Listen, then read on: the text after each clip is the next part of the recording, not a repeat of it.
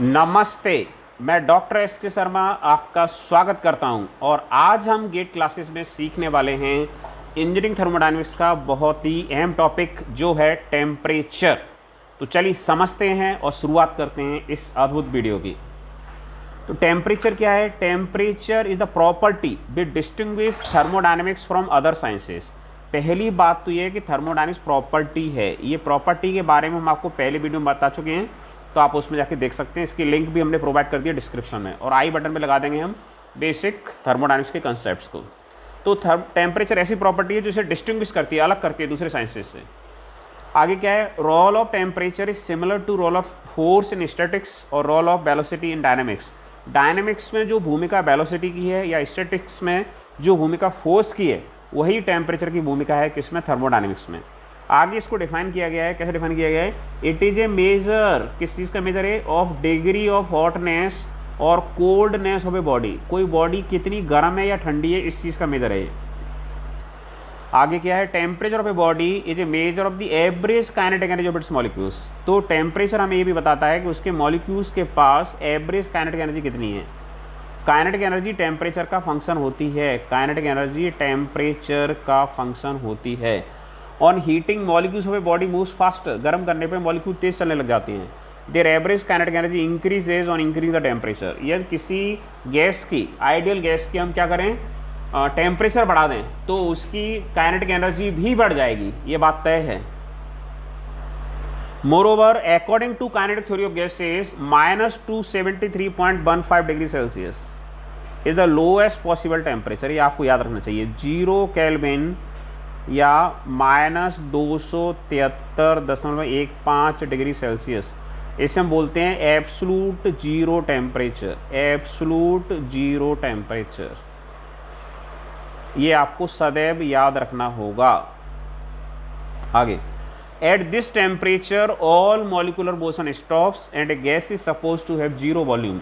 -273 degree Celsius पर सारा molecular motion जो है गैस का वो बंद हो जाता है और गैस की जो वॉल्यूम है वो जीरो हो जाती है, जीरो प्रेशर हो जाता है। मतलब इसके नीचे टेम्परेचर एग्जिस्ट नहीं करता। In practice all the gases condense to liquids और solids before this temperature is reached. इस टेम्परेचर के आने से पहले ही सारी गैसेस लिक्विड में या सॉलिड में क्या होती हैं? कंडेंस हो जाती हैं। This temperature is called absolute zero temperature. अभी हमने आपको बताया था कि इस टेम्परेचर को एब्सोलूट जीरो टेम्परेचर कहा जाता है। टेम्परेचर के बारे में और बात करते हैं। If two bodies at different temperatures are brought in contact with each other then after certain time both of them attain same temperature. यहाँ पे आप देखिए, दो बॉडीज़ हैं। बॉडी ए है, इसका तापमान है T1। बॉडी बी है, इसका तापमान है T2। यहाँ T1 बड़ा है T2 से। तो हम जानते हैं हीट हाई टेम्परेचर लो की ओर फ्लो होती है। जब इनको कॉन्टैक्ट में लाएंगे तो क्या होगा? ये दोनों बॉडी कुछ समय बाद सेम टेम्परेचर पर आ जाएंगी। आप देखिए यहाँ पे बॉडी ए पहुँच चुकी है टेम्परेचर T पर और बॉडी बी भी पहुँच चुकी है टेम्परेचर T पर। In this condition they are set to be in thermal equilibrium, और हम बोलते हैं कि ये थर्मल इक्विलिब्रियम में हैं। जीरोथ लॉ ऑफ थर्मोडायनेमिक्स, इसका जो सिग्निफिकेंस है वो काफ़ी सारे कंपटीशन में पूछा जाता है, तो आपको ध्यान रखना होगा इसको। R.H. Fowler coined zeroth law of thermodynamics 1931। 1931 से 1935 के बीच में जो काम हुआ उसमें फॉलर ने इसको नाम दिया जीरोथ लॉ। जीरोथ लॉ इसलिए नाम दिया गया था क्योंकि first law, second law, third law के आने के कई सालों बाद ये आया और बाद में पता चला कि ये उनसे फंडामेंटल है, उनसे भी पीछे की बात बता रहा है, तो इसलिए इसको जीरोथ लॉ नाम दे दिया। तब तक तीनों लॉ विज्ञान की दुनिया में अपना नाम जमा चुके थे। आगे की लाइन बड़ी अहम लाइन है, बड़ी महत्वपूर्ण लाइन है, ये आपको याद करनी ही चाहिए। This is very important line. This law forms the basis of temperature measurement. कई सारे कंपटीशन में पूछा गया है ये, और आगे भी पूछा जाएगा कि टेम्परेचर मेजरमेंट का आधार कौन सा लॉ बनता है? वो बनता है जीरोथ लॉ ऑफ थर्मोडायनेमिक्स। चलिए आगे बढ़ते हैं। क्या कहता है ये? It states that if two bodies A and B are in thermal equilibrium with a third body C, then A and B are also in thermal equilibrium with each other. ये कहता है कि यदि A और B किसी तीसरी body C के साथ थर्मल इक्विलिब्रियम में हैं तो A और B भी आपस में थर्मल इक्विलिब्रियम में होते हैं। बहुत अच्छी बात कही है इसने। जैसे आप देखिए, आप A है, A C के साथ थर्मल इक्विलिब्रियम में है, B भी C के साथ थर्मल इक्विलिब्रियम में है, तो A और B भी तो थर्मल इक्विलिब्रियम में होंगे। थर्मल इक्विलिब्रियम कब होता है? जब दो बॉडीज़ का टेम्परेचर सेम हो। थर्मल इक्विलिब्रियम में दो बॉडीज़ कब होती हैं? जब उनका टेम्परेचर सेम हो, तब होती है। ये है जीरोथ लॉ। ब्रांच अब आ गया thermometry, branch of science which deals with measurement of temperature is called thermometry. Science की वो ब्रांच जिसमें हम टेम्परेचर मेजरमेंट के बारे में पढ़ते हैं उसे हम बोलते हैं thermometry, temperature measurement. Any device use for temperature measurement is called thermometer. कोई भी डिवाइस जिससे हम क्या करते हैं टेम्परेचर नापते हैं वो क्या कहलाता है, थर्मोमीटर कहलाता है, सीधी सी बात है। Thermometers make use of some measurable property called thermodynamic property of a substance which has linear variation with temperature. हर थर्मामीटर क्या करते हैं, कोई प्रॉपर्टी उसकी जो वेरी करती हो टेम्परेचर के साथ, जैसे प्रेशर वेरी करता हो टेम्परेचर के साथ, या वॉल्यूम वेरी करती हो टेम्परेचर के साथ, या लेंथ वेरी करती हो टेम्परेचर के साथ, या रेजिस्टेंस वेरी करता हो टेम्परेचर के साथ। इस तरह की प्रॉपर्टीज़ का यूज़ करते हैं जो टेम्परेचर के साथ लीनियरली वेरी करते हैं, और ऐसी प्रॉपर्टीज़ को हम बोलते हैं थर्मोडायनेमिक की वजह थर्मोमेट्रिक प्रॉपर्टी कहें तो ज़्यादा अच्छा रहेगा, कॉल्ड थर्मोडायनेमिक। थर्मोडायनेमिक की वजह हम क्या कहेंगे, थर्मोमेट्रिक प्रॉपर्टी, बहुत अच्छा रहेगा। एक्स क्या माना है, एक्स माने हमने कोई थर्मोमेट्रिक प्रॉपर्टी है, मान लीजिए ये रेजिस्टेंस है, तो टी ऑफ एक्स क्या है, टेम्परेचर है, टी एक्स का फंक्शन है। तो चूंकि लीनियर रिलेशन है तो हम जानते हैं लीनियर रिलेशन क्या होता है, y equal to m x. तो वाई हमारा क्या है, डिपेंडेंट वेरिएबल जो एक्स पे डिपेंड कर रहा है, और एम की जगह यहाँ पे क्या है, के है। के क्या है, के कोई आर्बिट्ररी कांस्टेंट है।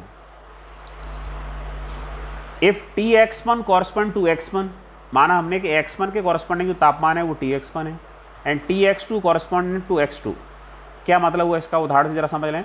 मान लीजिए थोड़ी देर के लिए समझने के लिए कि ये थर्मामीटर है आपका, थर्मामीटर में सपोज कर रहे हैं 2 मिलीमीटर का मतलब है 20 डिग्री सेल्सियस, ये केवल सपोज कर रहे हैं।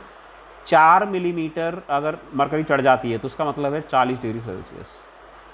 तो x1 कितना हो गया, 2 mm। 2 mm किसके कॉरस्पॉन्डिंग है, Tx1 के, ये x1 हो गया। x2 कितना हो गया, 4 mm, उसके कॉरस्पॉन्डिंग तापमान है वो क्या है, Tx2 है। तब Tx2 अपॉन Tx1 बराबर क्या होगा, जो टेम्परेचर का रेशियो होगा या Tx2 अपॉन x2 बराबर क्या आ जाएगा, Tx1 अपॉन x1 आ जाएगा। यही लिखा हुआ है यहाँ पर।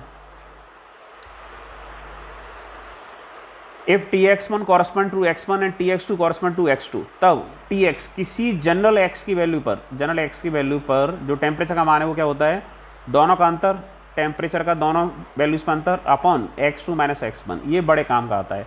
अगर यहाँ पे मान लीजिए x की जगह रेजिस्टेंस हो तो रेजिस्टेंस हो जाएगा हमारा, सॉरी टेम्परेचर दिया हो किस पर, किसी रेजिस्टेंस पर ज्ञात करना हो तो क्या हो जाएगा, ये मान ली R 100 डिग्री पे हमें पता हो और 0 पे पता हो, अपॉन 100 माइनस 0।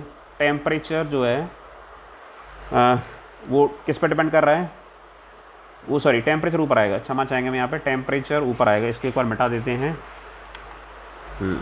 क्या होगा, ऐसी स्थिति आएगी यहाँ पे, हम लिख पाएंगे टेम्परेचर कहाँ पर, किसी रेजिस्टेंस पे, क्या हो जाएगा 100 डिग्री पे टेम्परेचर माइनस 0 डिग्री पे टेम्परेचर अपॉन 100 पे रेजिस्टेंस माइनस 0 पे रेजिस्टेंस इनटू वर्तमान रेजिस्टेंस। अगर रेजिस्टेंस है तो, या प्रेशर दिया हो तो प्रेशर का इस्तेमाल हो जाएगा, या वॉल्यूम दिया हो तो वॉल्यूम का इस्तेमाल हो जाएगा। ये बड़ा महत्वपूर्ण फॉर्मूला है भाई, ये फॉर्मूला आपको लिख लेना चाहिए। और यहाँ पे x की जगह प्रेशर, वॉल्यूम, EMF, रेजिस्टेंस या लेंथ आते हैं। क्या आते हैं, प्रेशर, वॉल्यूम, EMF, रेजिस्टेंस और लेंथ। मेनली ये 5 जो है पैरामीटर का इस्तेमाल किया जाएगा। Method use before 1954। 1954 से पहले क्या होता था, before 1954 there were 2 fix point, 2 fix point लिए जाते थे, और वो क्या कहलाते थे, ice point and steam point उनका नाम था। एक का नाम था आइस पॉइंट, दूसरे का नाम था स्टीम पॉइंट। 1954 से पहले की बात है ये। आइस पॉइंट क्या था, the temperature at which pure ice coexisted in equilibrium with air saturated water. Pure ice equilibrium में किसके साथ है, एयर सैचुरेटेड वाटर के साथ, मतलब एट 1 एटमॉस्फेरिक प्रेशर, और प्रेशर कितना हो, 1 एटमॉस्फेरिक प्रेशर हो। अगर आप ये भाषा नहीं समझ पाते हैं तो सिंपल भाषा में ये कि 1 ATM पे बर्फ़ कितने पे पिघलेगी, ऐसा बोल सकते हैं, लेकिन एक्चुअल बात आपके सामने लिखी हुई है। दूसरा steam point, the temperature of equilibrium between pure water and pure steam eight 1 atmospheric pressure. 1 atmospheric pressure पे प्योर वाटर और प्योर स्टीम के बीच में जो टेम्परेचर हो जिस पर वो दोनों इक्विलिब्रियम में हो उसे हम बोलते थे steam point. The difference of temperature between these 2 points, मतलब स्टीम पॉइंट के बीच पे टेम्परेचर माइनस आइस पॉइंट पे जो टेम्परेचर था बात चोजन टू बी 100 डिग्री, उसे 100 डिग्री कहा गया था। Later these 2 points were found to be unsatisfactory, बाद में इनको अनसेटिस्फैक्ट्री पाया गया। आप कहें तो क्या आजकल इनका इस्तेमाल नहीं होता? इस्तेमाल तो इनका हो रहा है, अभी भी हो रहा है, अभी भी आपको न्यूमेरिकल मिल सकते हैं, गेट में क्वेश्चन मिल सकते हैं, लेकिन साइंस की दुनिया में इनके लिए बेहतर विकल्प दे दिया गया। क्यों डिफिकल्ट था? पहला काम है, it is difficult to achieve equilibrium, equilibrium achieve करना मुश्किल है, किसके बीच में? Between pure ice and air saturated water. क्यों? On melting ice is surrounded by pure water, अगर आइस मेल्ट होगी तो प्योर वाटर उसको घेर लेता है, and this pure water prevents contact with air saturated water. जब आइस पिघल रही है, ये बर्फ़ पिघल रही है, इसके आसपास क्या हो जाता है? पानी भर जाता है, प्योर वाटर, तो जो एयर सैचुरेटेड वाटर है उसके संपर्क में नहीं आने देता ये। अगला पॉइंट है, steam point is extremely sensitive to change of pressure, अगर थोड़ा भी प्रेशर चेंज हो गया, हवा चलने लगी, हवा वैसी होगी, तो स्टीम पॉइंट जो है वो चेंज हो जाता है। यानी जो बॉइलिंग पॉइंट है पानी का, वो आपको बता दें वो फिक्स नहीं होता। बॉइलिंग पॉइंट डिपेंड करता है, किस पे डिपेंड करता है? Boiling point is a function of pressure, pressure पर डिपेंड करता है। तो स्टीम पॉइंट क्या है? एक्सट्रीमली सेंसिटिव है, किसको? प्रेशर को, चेंज इन प्रेशर को। तो अब इस समस्या का निदान करने के लिए मेथड यूज आफ्टर 1954 में एक नया मेथड आया, और एक नया पॉइंट भी आया जिसका नाम है triple point of water. It is defined as the state at which all 3 phases of water, ice, water and steam coexist in equilibrium. ये ऐसा पॉइंट होता है जहाँ पर पानी के तीनों फेज, कौन कौन? आइस, वाटर और स्टीम, इक्विलिब्रियम में को एग्जिस्ट करते हो, तीनों फेज एग्जिस्ट करते हैं। इस पॉइंट पर टेम्परेचर कितना होता है? इस पॉइंट पर टेम्परेचर है 273.16 केल्विन का, आपको याद रखना पड़ेगा, बिल्कुल रखना पड़ेगा। और प्रेशर कितना होता है? 0.46 सेंटीमीटर ऑफ Hg। इसको कैसे बदलते हैं Hg को? इसके लिए फॉर्मूला यूज होता है, प्रेशर अगर पास्कल में बदलना हो हमें तो रो जी एच, रो कितना होता है हमारा? 13,600, ये मरकरी की मास डेंसिटी होती है, और ये होता है 9.81, और H है हमारा 0.46 सेंटीमीटर, सेंटीमीटर मतलब 10 की घात -2 का मल्टीप्लाई करना पड़ेगा, और ये आपका कन्वर्ट हो जाएगा किस में? 13,600, ये 10⁻² वाला हटा दिया यहाँ से 2 जीरो से, इंटू हमने इसको लिख दिया 10 लिख दिया केवल समझने के लिए, इंटू 4.46, ये हो गया 136 इंटू लगवा गया 4.6। तो अनुमानित वैल्यू आपको इस तरह से पास्कल में ये मिल जाएगी रो जी एच के फॉर्मूले से। Assuming triple point of water as TTR, जो टेम्परेचर है ट्रिपल पॉइंट पे उसे हमने बोल दिया TTR, temperature at triple point, and XTR is the value of thermometric property, और हम जो थर्मोमेट्रिक प्रॉपर्टी यूज़ कर रहे हैं उसे कह दिया XTR। ये क्या क्या हो सकती है? ये रेजिस्टेंस हो सकती है, ये प्रेशर हो सकती है, ये वॉल्यूम हो सकती है, ये लेंथ हो सकती है, ये EMF हो सकती है, इतनी सारी जो है थर्मोमेट्रिक प्रॉपर्टी हो सकती हैं। When a body of temperature T is placed in contact with water at triple point of water behave, जब ट्रिपल पॉइंट ऑफ वाटर पे हम क्या करेंगे? उसको रखेंगे किसी बॉडी को, तो जो ट्रिपल पॉइंट आएगा वो x का फंक्शन होगा। क्यों होगा? क्योंकि लिनियर रिलेशन होना चाहिए उनके बीच में, तो x का फंक्शन होगा वो। तो निश्चित तौर पे क्या आएगा? जो k की वैल्यू अभी हमारे सामने क्या था? हमारे सामने ये था TTR बराबर है KXTR, तो k कितना हो जाएगा? k हो जाएगा TTR अपॉन XTR, वही लिखा हुआ है यहाँ पे, ठीक है। सो किसी जनरल पॉइंट पे कितना हो जाएगा? KX टेम्परेचर, k की वैल्यू कितनी है? k की वैल्यू है TTR कितना होता है? 273.16 अपॉन XTR इंटू x, यही तो लिखा हुआ है यहाँ पे। अब इस मेथड का इस्तेमाल किया जाता है। अब कुछ गेट क्वेश्चंस हैं आपके सामने, 5 गेट क्वेश्चंस आएंगे, इन्हें आपको देखना होगा। An insulated rigid vessel, insulated मतलब एनर्जी ना बाहर जा सकती है ना अंदर आ सकती है। Contains a mixture of fuel and air, fuel air है, मान लीजिए हम पेट्रोल भरा हुआ है किसी टंकी के अंदर, पेट्रोल मान लेते हैं, एयर है। The mixer is ignited by A minute spark, उसके अंदर एक स्पार्क भी है जिससे इग्नाइट कर दिया हमने। The content of the vessel experience, क्या एक्सपीरियंस करेंगे? Increase in temperature, pressure and energy. भाई एनर्जी तो नहीं बढ़ सकती क्योंकि ना एनर्जी बाहर जा रही ना अंदर आ रही है, तो क्या आएगा? नो चेंज इन एनर्जी वाला ऑप्शन होना चाहिए इसमें, ऑप्शन सी सही होगा इसका। इंक्रीज इन टेम्परेचर बढ़ेगा क्यों? फ्यूल जल रहा है, प्रेशर बढ़ेगा क्यों? क्योंकि कंबसन के कारण गैसेस पैदा होंगी, लेकिन एनर्जी चेंज नहीं होगी। क्यों नहीं होगी? क्योंकि इंसुलेटेड वेसल है। ये गेट 1993 में पूछा गया है मैकेनिकल ब्रांच में, तो करेक्ट आंसर है इसका C, increase in temperature, pressure and no change in energy. Question number 2, heat and work are, ये गेट 2011 में आया है मैकेनिकल में, 1 नंबर का क्वेश्चन आया, 1 मार्क का आया। इंटेंसिव प्रॉपर्टी है, हीट एंड वर्क प्रॉपर्टी नहीं है, तो इंटेंसिव कहाँ हो जाएंगी ना, एक्सटेंसिव है। और पॉइंट फंक्शन प्रॉपर्टी होते हैं, तो अल्टीमेटली ऑप्शन क्या बचता है आपके पास, बचता है path function. Heat and work होते हैं पाथ फंक्शन, तो करेक्ट आंसर है path function. Option question number 3 है the definition of 1 kelvin as per the internationally accepted temperature scale is, क्या होता है ये, 1/10th the temperature between normal boiling point and normal freezing point of water, या option B 1/273.15 the normal freezing point of water, या 100 times the difference between triple point of water and normal freezing point of water, या 1/273.15 the triple point of water. इसका option D correct है। जो triple point है उसका 1/273.15 times जो होता है उसे हम बोलते हैं 1 केल्विन। ऑप्शन डी सही है। अब आता है question number 4, an isolated thermodynamic system, isolated जिसको किसी से लेना देना नहीं, सबसे अलग थलग है वो, एग्जीक्यूट ए प्रोसेस, उसमें कोई प्रोसेस होती है, चूज द करेक्ट स्टेटमेंट, क्या आएगा, नो हीट इज ट्रांसफर्ड। भाई आइसोलेटेड तो हीट कहाँ से ट्रांसफर होगी, no work is done, work कहाँ से होगा, सही बात है, ऑप्शन ए भी सही है, ऑप्शन बी भी सही है। No mass flows across the boundary system, mass तो फ्लो नहीं होगा। नो केमिकल, ये ई होना चाहिए chemical, no chemical reaction takes place within the system, नहीं केमिकल रिएक्शन तो हो सकती है उसके अंदर। तो ऑप्शन ए बी सी तीनों सही हैं। आपके सर इस तरह के क्वेश्चन अब आते हैं कि अब नहीं आते, ये पहले आते थे जिसमें एक से ज़्यादा करेक्ट होते थे। अब है क्वेश्चन नंबर 5, गेट 2014 में आया ये, is certain amount of ideal gas is initially at A pressure P1 and temperature T1, ठीक है। First it undergoes a constant pressure process 1-2 such that T2 = 3T1/4, then it undergoes a constant volume process 2-3 such that T3 = T1/T2, the ratio of final volume to the initial volume of the ideal gases। तो process हमारी क्या है 1-2, 1-2 में क्या constant है, 1-2 में constant है pressure, P constant है, तो क्या होगा V1/T1 = V2/T2, सिंपल सी बात है, V1 और टेम्परेचर का रेशियो हमें दिया हुआ है, टेम्परेचर रेशियो क्या दिया हुआ है, हम लिख सकते हैं इसको V2/V1 = T2/T1। T2/T1 यहाँ से बताओ भाई, T2/T1 कितना है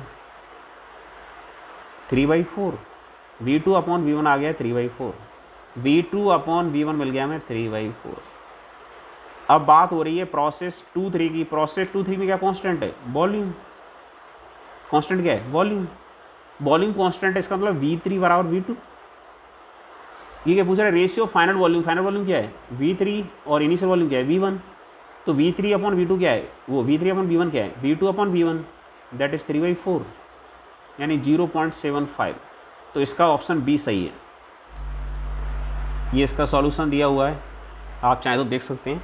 1-2 कांस्टेंट प्रेशर प्रोसेस है, तो V2/T2 = V1/T1 बराबर ये देगा V2 = V1 × T2/T1 3V1/4।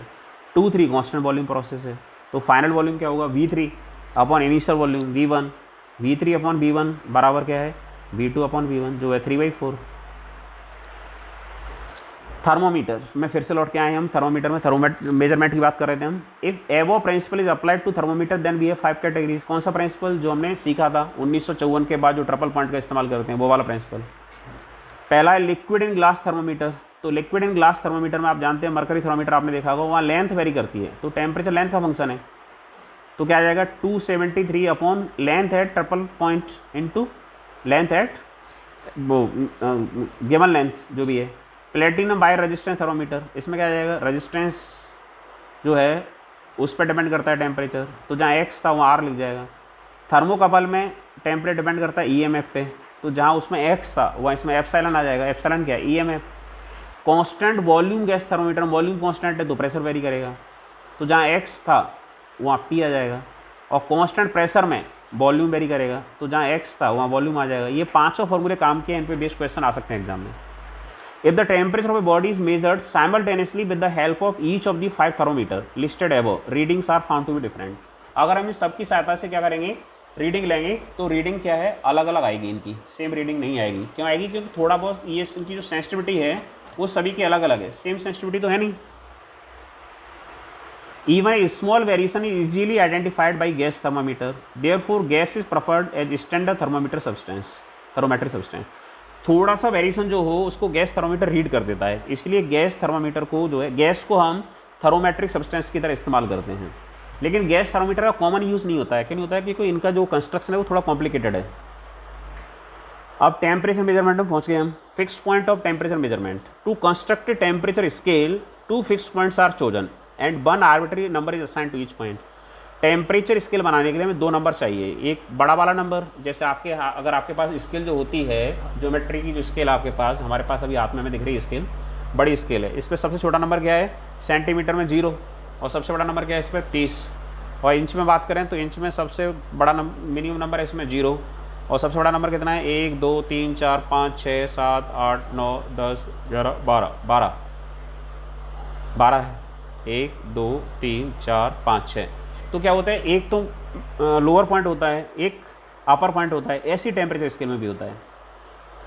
1 number determines the origin of scale. तो आपने देखा कि जो आपकी ज्योमेट्री बॉक्स में स्केल है वो क्या बताता है? जो इनिश 0 है वो ओरिजिन को बताता है। While other number defines size and unit of the scale. तो जैसे साइज से पता चला है, हमारे पास जो स्केल है वो 12 इंच की स्केल है, साइज पता चला है, और यूनिट का पता चला है इंच में है। तो ऐसी टेम्परेचर की स्केल होती है इसी तरह से। Generally ice point of water is taken as lower point. ज़्यादातर हम क्या करते हैं स्केल्स में, टेम्परेचर स्केल्स में, आइस पॉइंट ऑफ वाटर को हम लेते हैं lower scale. And boiling point of pure water at atmospheric pressure. चूँकि बॉइलिंग पॉइंट जो है वेरी करता रहता है, इसलिए फिक्स करना पड़ता है एटमॉस्फेरिक प्रेशर पे। Is taken as highest point of the scale. इससे हम अपर पॉइंट लेते हैं। The range between these 2 point is divided into suitable number of equal parts to form a temperature scale. जो इनके बीच की लंबाई रहती है उससे हम सुटेबल नंबर ऑफ पार्ट्स में डिवाइड करते हैं तो स्केल बन जाती है। Commonly use temperature scales are as follows. कौन कौन सी स्केल यूज होती हैं जरा देख लें उनको। पहली स्केल है सेल्सियस स्केल, आपने सुनी है खूब। 0 degree Celsius is the lower fix point. हमें मालूम है कि सेल्सियस स्केल पे कम तापमान क्या होता है, मिनिमम वैल्यू जो होती है 0 डिग्री, और हाईएस्ट होती है 100 degree Celsius is the upper fix point on this scale. The interval between 2 point is divided into 100 equal divisions. और जो इंटरवल है वो 100 इक्वल डिवीजन में डिवाइडेड है, इसलिए इसको सेंटीग्रेड बोलते हैं। सेंटी मतलब 100, and each division is known as 1 degree Celsius, और प्रत्येक डिवीजन को 1 डिग्री सेल्सियस भी कहते हैं। अब एक Kelvin scale. 273.15 Kelvin is the lower fix point. ये लोअर पॉइंट होता है, सेल्सियस में 0 होता है। And 373.15 Kelvin is the upper fix point. ये आपको याद रखना होगा, बिल्कुल रखना होगा on this scale. The interval between 2 point is divided into 100 equal divisions. 100 equal division में बांटा होता है। And each division is known as 1 Kelvin. प्रत्येक डिवीजन को हम 1 केल्विन कहते हैं। अब है फ़ारेनहाइट स्केल। इसमें क्या है, 32 degree Fahrenheit is the lower fix point and 212 degree Fahrenheit is the upper fix point on this scale. सबसे छोटा टेम्परेचर क्या होता है इस पर? 32 डिग्री फ़ारेनहाइट। सबसे बड़ा क्या होता है? 212 degree Fahrenheit. The interval between 2 points is divided into 180 equal parts, और 180 इक्वल पार्ट्स में डिवाइडेड इंटरवल ही है। And each division is known as 1 degree Fahrenheit. Fahrenheit से हम क्या नापते हैं? बुखार वगैरह नापते हैं। अब है रीमर स्केल। रीमर स्केल क्या है? 0 डिग्री, और 0 degree is the lower fix point and 80 degree is the upper fix point on this scale. The interval between 2 point is divided into 80 equal divisions, and each division is known as 1 degree Reaumur. Reaumur या यू और आता है इसमें, ठीक है। हम देखें अगर सेल्सियस स्केल में लोअर फिक्स पॉइंट क्या है? 0 डिग्री सेल्सियस। अपर पॉइंट क्या है? 100 डिग्री सेल्सियस। फिर दूसरा क्या है? केल्विन स्केल, नीचे लिखा हुआ है, आप देखिए जरा। लोअर पॉइंट है 273.15 केल्विन। अपर पॉइंट क्या है? 373.15 केल्विन। फ़ारेनहाइट में क्या है? 72 डिग्री फ़ारेनहाइट। अपर पॉइंट क्या है? 212 डिग्री फ़ारेनहाइट। रीमर स्केल में 0 डिग्री रीमर, और अपर पॉइंट क्या है? 80 डिग्री रीमर। रीमर का जनरली यूज़ नहीं होता है, इन तीनों का यूज़ होता है। Conversion of scale. अब एक स्केल से दूसरी स्केल में जा सकते हैं, कैसे? If TC, TK and T are the temperature of a body on Celsius, Kelvin, Fahrenheit and Reaumur scales respectively. यदि ये टेम्परेचर दिए हैं किस पे? आपको दिख रहा है C centigrade scale, Celsius scale पे, K केल्विन स्केल पे, F फ़ारेनहाइट और R रीमर स्केल पे। तो TC - 0 एक्चुअल फॉर्मूला ये होता है temperature minus lower point upon upper point minus lower point. ये होता है कांस्टेंट, किसी भी स्केल का हो। तो टेम्परेचर -0, 0 लोअर पॉइंट है सेल्सियस का, अपॉन क्या है? 100 के अपर पॉइंट है, -0 लोअर पॉइंट है। T K minus lower point 273, upper point 373, minus lower point kelvin में। फ़ारेनहाइट में temperature minus lower point 32 degree Fahrenheit, upon upper point minus lower point, और यही हमारा रीमर में है। TR -0 lower point, upon upper point minus lower point. तो इस तरह से हम एक स्केल से दूसरे स्केल में जा सकते हैं। तो नीचे इसके क्या बचेगा, यहाँ बचेगा 100, यहाँ कितना बचेगा 373 माइनस 273 100 डिनोमिनेटर में, यहाँ कितना बचेगा 180, इसके अपॉन में लिख रहे हैं केवल हम, क्या बचेगा 80, ऊपर तो ऊपर क्या रह जाएगा TC, इसके ऊपर क्या रह जाएगा आपको दिख रहा है TK माइनस 273, इसके ऊपर क्या रह जाएगा TF माइनस 32, यहाँ क्या रहेगा TR। तो नीचे डिनोमिनेटर की बात कर रहे हैं मेरे लिए, ये 100 100 180 80 20 से डिवाइड कर देते हैं, तो यहाँ आ गया 5, यहाँ आ गया 5, यहाँ आ गया 9, यहाँ आ गया 4। तो ये फॉर्मूला आपको कई सारे कंपटीशन में मदद करता है, ये आपको याद होना चाहिए, बिल्कुल याद होना चाहिए। अब एक क्वेश्चन हमारे सामने आ गया है, a faulty thermometer reads 5 degree Celsius in melting ice and 99 degree Celsius in the steam, find the correct temperature Fahrenheit if reading of faulty thermometer is 52 degree Celsius. तो हमें क्या दिया हुआ है यहाँ पे, हम क्या करते हैं जो फॉल्टी थर्मामीटर उसे भी एक स्केल मान लेते हैं और हम कहते हैं उसको स्मॉल f मान लेते हैं, T small f, capital F से फॉरेनहाइट रहता है हमारा, ये है 52 या FL कर दो फॉल्टी, 52 डिग्री फॉरेनहाइट रीडिंग इसकी, और इसका जो लोअर पॉइंट है इस स्केल का वो है 5 डिग्री सेल्सियस आइस जो पॉइंट है, और स्टीम पॉइंट जो है इसका अपर पॉइंट वो कितना है 99 डिग्री सेल्सियस। तो बताइए फॉरेनहाइट में टेम्परेचर कितना होगा। तो हम जानते हैं, क्या जानते हैं, T minus lower point upon upper point minus lower point, ये क्या होता है, ये सेम रहता है सभी के लिए। तो हमें फॉरेनहाइट में कन्वर्ट करना है, तो T फॉरेनहाइट माइनस 32 बटे 212 माइनस 32, T कितना दिया है हमें यहाँ पे, T दिया हुआ है 52 डिग्री, माइनस लोअर पॉइंट मतलब 5, 99 माइनस लोअर पॉइंट मतलब 5 बराबर TF माइनस 32 अपॉन 180। आपने फॉरेनहाइट क्यों लिखा है, फॉरेनहाइट में पूछा है उसने इसलिए लिखा है। 52 माइनस 5 कितना है 47, और ये कितना है 94, TF minus 32 upon 180, left hand side क्या आ गया है 1/2, तो TF माइनस 32 अपॉन 180। तो TF कितना होना चाहिए, ये ऊपर वाला कितना होना चाहिए 90 होना चाहिए, 90 बटे 180 होना चाहिए, यानी TF minus 32 is equal to 90। तो T फॉरेनहाइट कितना हो जाएगा हमारा 90 plus 32, that is 11122 degree Fahrenheit. At what temperature do the reading of Celsius and Fahrenheit scale coincide, ये आपको याद रखना है, माइनस 40 डिग्री सेल्सियस पे ये सेम होते हैं।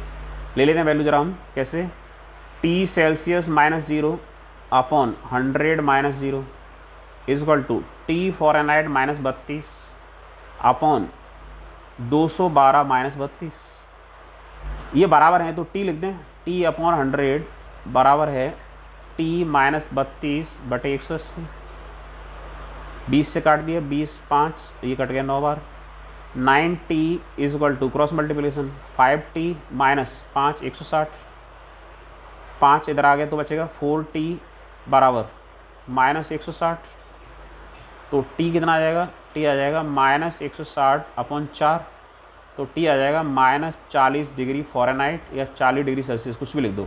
ये आपको याद रखना चाहिए कि किस टेम्परेचर पर डिग्री सेल्सियस फॉरेनहाइट स्केल बराबर होते हैं। Thanks for watching this video. Please like this video and share this video. Don't forget to subscribe my channel. Press bell icon for the notification. If you have any doubt, any query, please write in the comment section. Jai Hind, Jai Bharat.